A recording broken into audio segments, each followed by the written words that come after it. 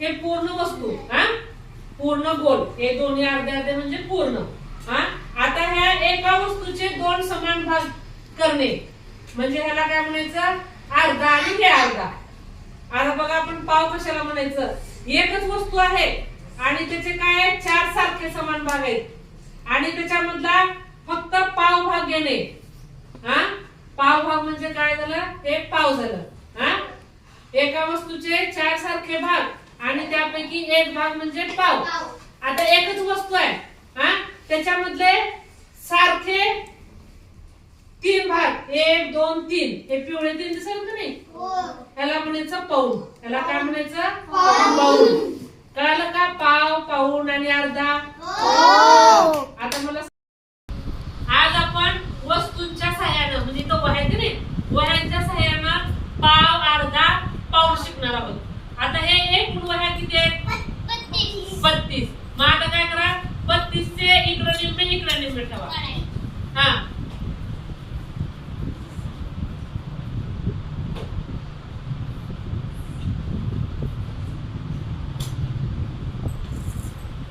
32 चे निम्मा किती 16 हा बघा आता इथं 16 वह्या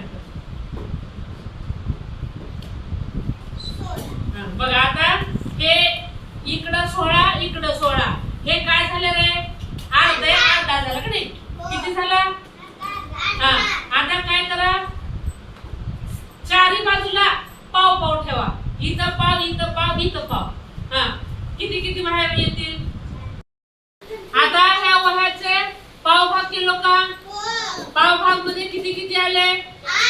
8 आले हे एक भाग म्हणजे काय पाव हा पाव आता काय करायचं या मधलं मला पाऊण दाखवायचं पाऊण मध्ये किती येणार 24 8 1 8 2 16 3 24 समजलं का छान आज आपण वस्तूंच्या सहाय्यानं हा पाव अर्धा पाऊण शिकणार आहोत हा वस्तूंच्या सहाय्यानं काय करणार आहोत पाव अर्धा पाऊण बघणार आहोत आता इथे पाण्याच्या बॉटल आहेत हा आयुष मोज मध्ये पाण्याच्या बॉटल किती आहेत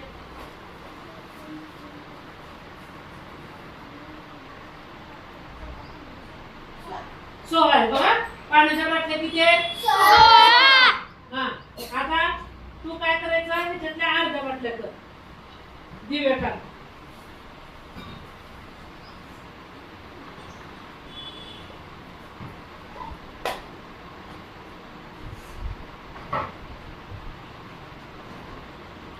बघा 16 च्या अर्ध्या किती झाले ते बघा 8 झाले का नाही हा आता तू काय करायचं आयुष पाव करू दाखवायचं त्या बाटल्यामधलं काय करायचं पाव दाखवायचं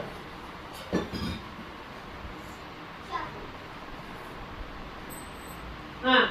आता तू काय कर एक इथं पाऊण दाखवायचं